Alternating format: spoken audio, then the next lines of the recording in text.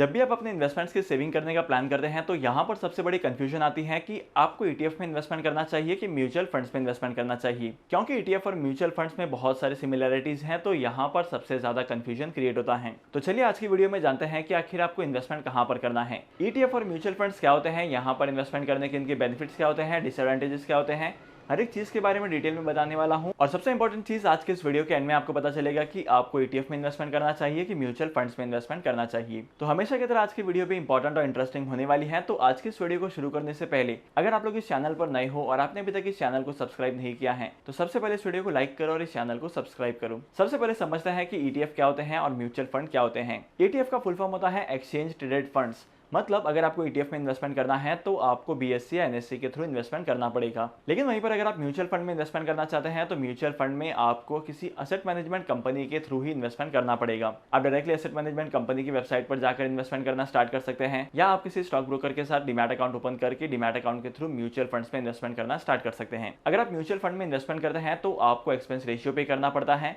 और जिस किसी भी म्यूचुअल फंड में आप इन्वेस्टमेंट करने वाले हो उस म्यूचुअल फंड का एक बेंचमार्क इंडेक्स होता है और हर एक म्यूचुअल फंड अपने बेंचमार्क के इंडेक्स की परफॉर्मेंस को बीट करने की कोशिश करता है। वहीं पर अगर एक्सचेंज ट्रेडेड की बात की जाए तो एक्सचेंज ट्रेडेड फंड मार्केट को रिप्रेजेंट करता है। मतलब जिस हिसाब से मार्केट परफॉर्म करेगा उस हिसाब से ईटीएफ भी परफॉर्म करेंगे। अगर आप ईटीएफ में इन्वेस्टमेंट करना चाहते हैं तो ईटीएफ में इन्वेस्टमेंट आप डायरेक्टली स्टॉक्स के जैसे कर सकते हैं। आपको डीमैट अकाउंट ओपन करना है और ईटीएफ में कौन से टाइप के ईटीएफ में इन्वेस्टमेंट करना चाहते हैं ये सर्च करना है और इसके बाद जिस तरीके से आप स्टॉक्स में इन्वेस्टमेंट करते हैं वही प्रोसेस फॉलो करना है। लेकिन अगर आप ईटीएफ में इन्वेस्टमेंट करना चाहते हैं तो मार्केट में बहुत सारे ईटीएफ हैं। जितने इंडेक्स फंड हैं उतने के उतने ईटीएफ भी आपको मार्केट में देखने को मिलेंगे। इक्विटी के ईटीएफ होते हैं, डेट के ईटीएफ होते हैं और गोल्ड और बहुत सारे ऑप्शंस के ईटीएफ भी होते हैं। और ईटीएफ सिर्फ और सिर्फ इंडिया में फेमस नहीं है, ईटीएफ का कंसेप्ट अराउंड द ग्लोब हर एक जगह पर है। मतलब मार्केट में जहां जहां पर इंडेक्सेस हैं वहां पर ईटीएफ हैं। अब जैसे कि मैंने आपको बताया है कि म्यूचुअल फंड में इन्वेस्टमेंट करने पर आपको एक्सपेंस रेशियो का पेमेंट करना होता है। इसकी वजह से आपके म्यूचुअल फंड के रिटर्न थोड़े बहुत अफेक्ट कर जाते हैं, लेकिन ओवरऑल आपको म्यूचुअल फंड में अच्छे रिटर्न कमाने को मिलते हैं। लेकिन ईटीएफ में ऐसा बिल्कुल नहीं होता है। अगर आप लोग ईटीएफ में इन्वेस्टमेंट करते हैं तो ईटीएफ में आपको एक्सपेंस रेशियो पे करने की जरूरत नहीं पड़ती है। तो एक्सपेंस रेशियो पे ना करने की वजह से आपके इन्वेस्टमेंट के रिटर्न मैक्सिमाइज हो सकते हैं। लेकिन अगर आप लोग ईटीएफ में इन्वेस्टमेंट करते हैं तो यहाँ पर एक इंपॉर्टेंट कंसेप्ट है प्राइसिंग का।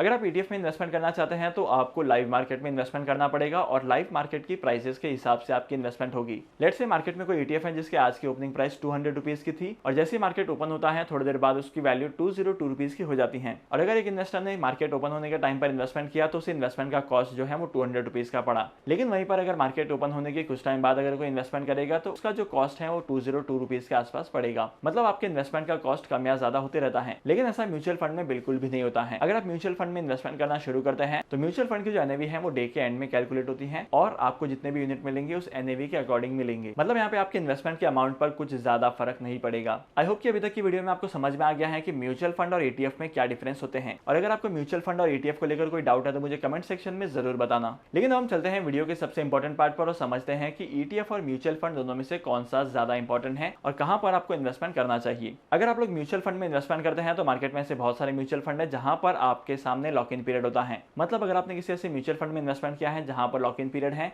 तो अपने इन्वेस्टमेंट के अमाउंट को आप विड्रॉ नहीं कर पाएंगे। लेकिन अगर आप अपने म्यूचुअल फंड के इन्वेस्टमेंट के पोर्टफोलियो को विड्रॉ करते हैं तो आपको यहाँ पर एडिशनल चार्जेस पे करने पड़ेंगे। लेकिन वहीं पर अगर आप ईटीएफ में इन्वेस्टमेंट करते हैं तो ईटीएफ को आप एनी टाइम विड्रॉ कर सकते हैं। जैसे ही आप अपने ईटीएफ की होल्डिंग को सेल करेंगे वैसे ही T+2 या T+3 डेज में आपका जो अमाउंट है वो सेटल हो जाएगा और आपके फंड्स के सेक्शन में पैसे ऐड हो जाएंगे। अगर आप शॉर्ट पीरियड ऑफ टाइम के लिए इन्वेस्टमेंट करना चाहते हैं किसी स्पेसिफिक गोल के लिए तो आपके लिए म्यूचुअल फंड में इन्वेस्टमेंट करना एक बेस्ट ऑप्शन है। लेकिन अगर आप किसी ऐसे इन्वेस्टमेंट ऑप्शन में इन्वेस्टमेंट करना चाहते हैं जहां पर लिक्विडिटी का इशू ना हो तो ऐसे केसेस में आप ईटीएफ में इन्वेस्टमेंट कर सकते हैं। देखो इन्वेस्टमेंट करने के लिए म्यूचुअल फंड का ऑप्शन बेस्ट है कि ईटीएफ का ऑप्शन बेस्ट है, इस बात का डिसीजन डिपेंड करता है आपके क्राइटेरिया पर। आपको किस पर्पज से इन्वेस्टमेंट करना है, आपके इन्वेस्टमेंट का गोल क्या है और भी बहुत सारी चीजें होती हैं। तो होप करता हूं कि आज की वीडियो का कंटेंट आपको वैल्यूएबल लगा होगा और होप करता हूं कि आज की वीडियो से आपको ये पता चल गया है कि आपको म्यूचुअल फंड में इन्वेस्टमेंट करना चाहिए या एक्सचेंज ट्रेडेड फंड में इन्वेस्टमेंट करना चाहिए। वीडियो का कंटेंट वैल्यूएबल लगा है तो इस वीडियो को लाइक करना और ऐसे ही वैल्यूएबल कंटेंट के लिए मेरे यूट्यूब, फेसबुक और इंस्टाग्राम के चैनल को फॉलो करना मत भूलना। तो फिर मिलते हैं अगली वीडियो में नए टॉपिक के साथ, एक इंटरेस्टिंग टॉपिक के साथ। तब तक के लिए signing off, happy investing and good bye.